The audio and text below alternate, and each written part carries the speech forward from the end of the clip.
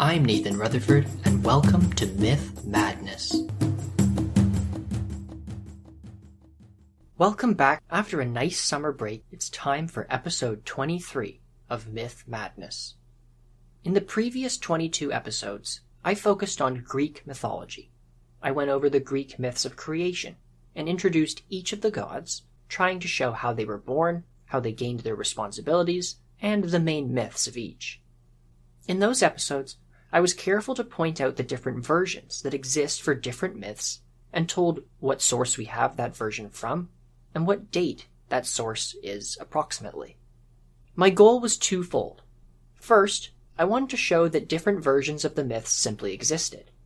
In a lot of retellings of Greek myth today, one version of the myth may be the only one told, maybe the one presented by a particularly well-known Greek or Roman poet, Ovid, for example. Or sometimes they are morphed together to form a longer story. And there is absolutely nothing wrong with this. These retellings are for entertainment, and they introduce more people to mythology. But this way of doing things can leave out one important point, and this was my second goal, to show that different versions may reflect different areas of Greece, or what was the case in different time periods. Telling you the different versions might give you an idea of how a particular story changed over time, often over the course of hundreds of years, at the same time as other changes happening in the wider Greek society. They can also tell you what might have stayed the same or was universal throughout the land. The reason I could point all of that out was because we are very lucky to have so many Greek myths survive into our modern world. There's a whole bunch of stuff to compare. We still have a lot of stuff we don't know, but there are things that, although they may not be clear in one source, are then backed up by another. The thing is this is a really special part of Greek mythology, and it's not always the case with other cultures' myths. For that reason, I thought that in the next few episodes, I'll take a break from Greek myths. I will come back to the myths of the Greek heroes in the near future, I promise. But I wanted to spend a few weeks in between with a mythology that I feel contrasts nicely with what I did with the Greek myths already.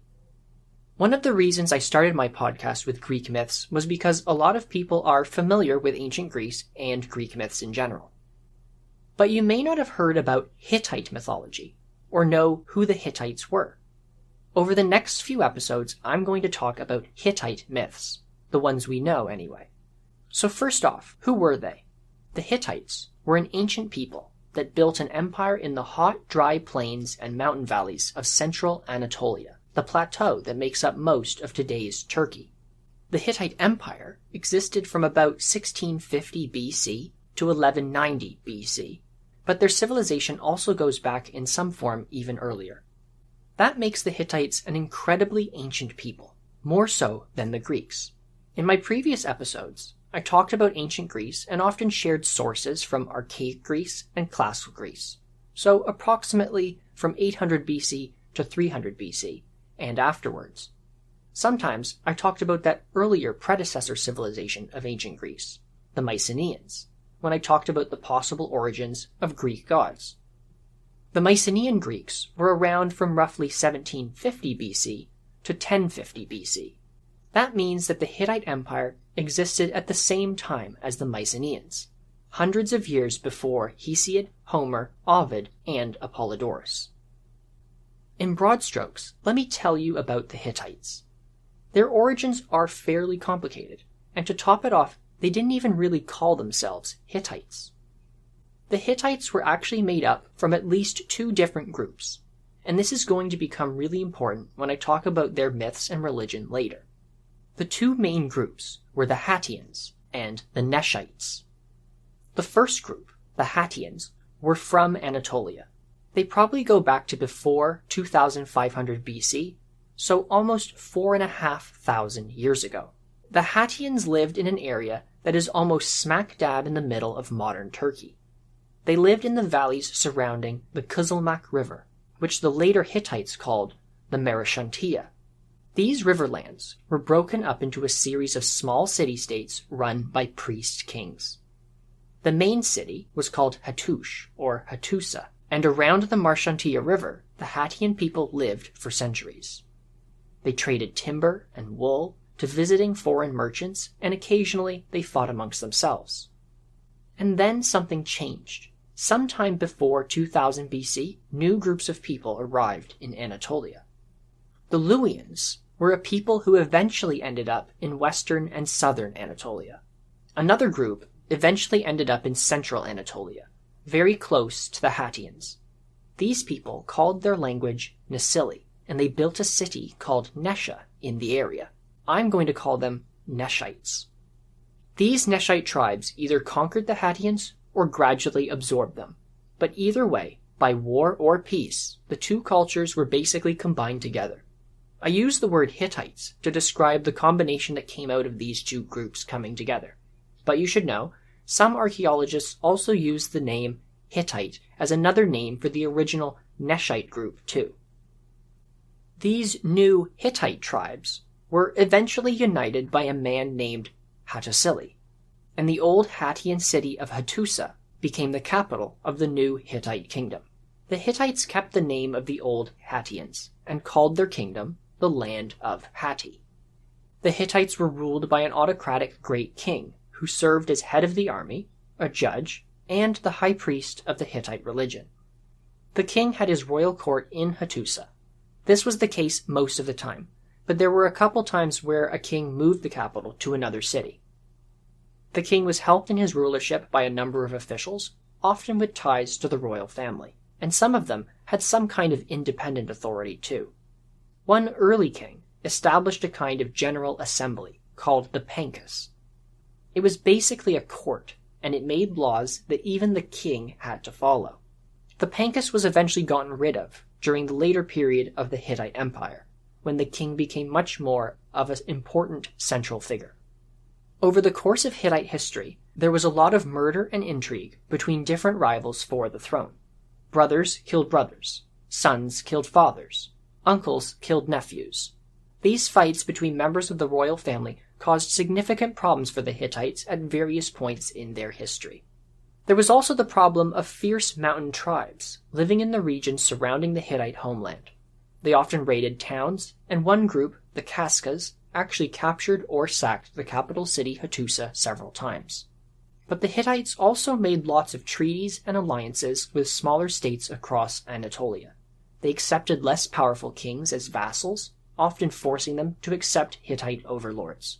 They also created huge networks of trade and tribute that made the royal court at Hattusa very rich. The Hittite Empire eventually became a major military power in the ancient Middle East. One Hittite army actually made it all the way to Babylon in modern-day Iraq.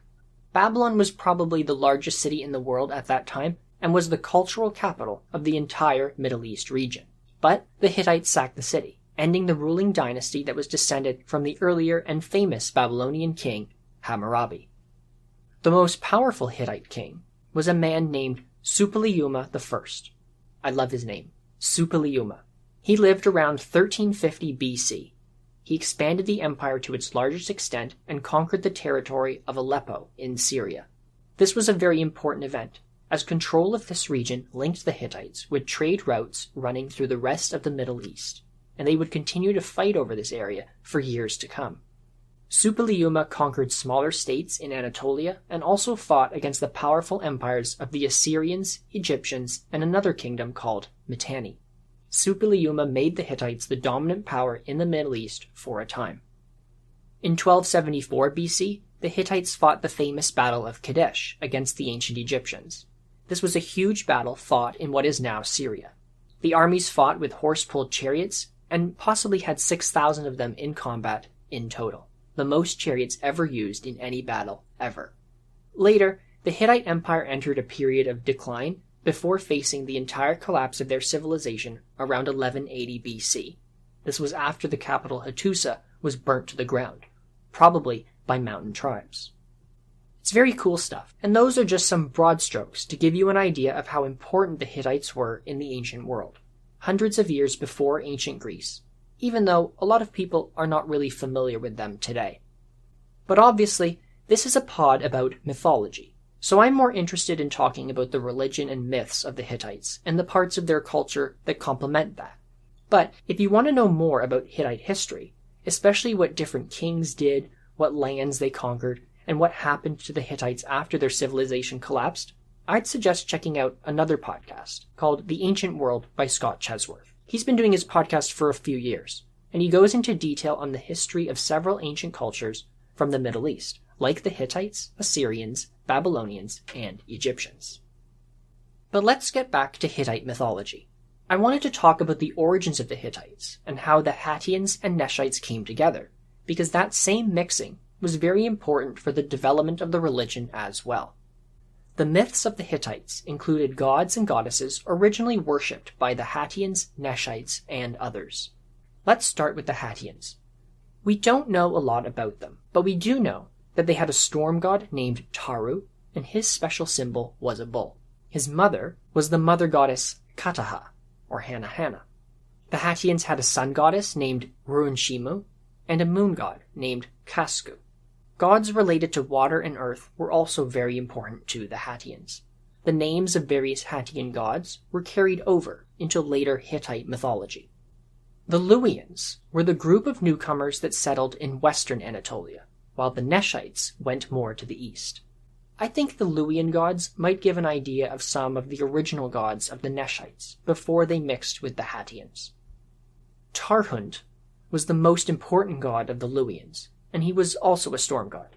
So in some ways, he is similar to the Greek Zeus. Tarhund had a chariot that was pulled by horses. In art, he was drawn with a beard, a kind of kilt, and in one hand he held an axe or hammer, while in the other hand he held lightning bolts. Tarhund was a powerful protector god. He used his axe or hammer to smash enemies. But he was also a fertility god and was prayed to allow things to grow, probably because as a storm god, he was also responsible for rain. Tiwaz was the Luwian sun god. He was very important and often called father. He was also associated with oaths. Sheep were very important to him. His wife's name was Kamrashipa, and their son was Runtia.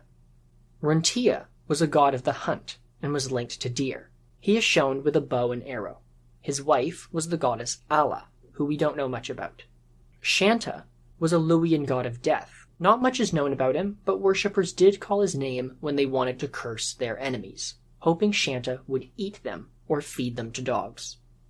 The Gulza were the Luwian goddesses of fate, and there were undoubtedly more, but it's hard to tell which was specifically Luwian and which were not. The Hittites called their homeland the Land of 1,000 Gods, and there were really good reasons for this. The people believed the world was inhabited by many, many gods, goddesses, and spirits. Gods lived in the heavens above the earth, and in the realm below too. Plus, every mountain, tree, freshwater spring, river, or even rock had its own spirit. Everything was believed to be alive in some way, even something like gold or fire itself. This is not really a specifically Hittite thing either. Many polytheistic religions do this too, from Japan to native people in North America. Even ancient Greece did this. All the nymphs and river spirits that pop up in Greek myths show something very similar to this idea. When the ancient Greeks and Romans began traveling to other parts of the Mediterranean, they came in contact with other cultures. They often looked at the gods and goddesses in these new cultures, accepted their existence, and identified them with some of their own. Sometimes whole new cults developed. The Hittites looked at the people surrounding them, and they did something a little bit different. They were much more extreme, and did a lot of borrowing of other gods. The Hittites had their main gods that they got from the Hattians and predecessors, but they also absorbed many gods and goddesses from their neighbors and the people they conquered. When the Hittites took over a city, they even moved statues and idols of foreign gods to their own temples to take them on. But it wasn't a my gods are better than your gods kind of thing. It was meant to be respectful. The Hittites praised these gods, included them in their worship, and sought their permission for moving the statues and idols. The songs of these gods were even sung in the original foreign languages. And often, instead of always merging these gods with their own, the Hittites kept the original names of these gods, even if they were very similar to some of the Hittites' own. The result is that the Hittite religion is absolutely full of different storm gods, sun goddesses, and others. The Hittites had distinct local equivalents of different gods. a storm god from here, a storm god from there, a sun goddess from this city, another one from that one. It gets very, very complicated, very, very fast. Maybe the Hittites thought that some of these were the same gods with different names. Maybe they didn't. The growth in all the gods and goddesses they worshipped was not done in a systematic way. All that being said, though, the Hittites did have a core group of the most important gods and goddesses, and most of their names, but not all, came from the early Hattian people. The most important one was Tarhun, or Tarhuna, the storm god. He is very, very similar to both the Hattian Taru and the Luwian Tarhunt. He was a weather god, responsible for thunder and lightning, but he also brought rain that was important for farmers' fields and good harvests. Tarhun was believed to rule over the heavens. In art, he had a beard, wore a tall, pointed hat, and held a lightning bolt with 3 points. He also rode a chariot pulled by bulls.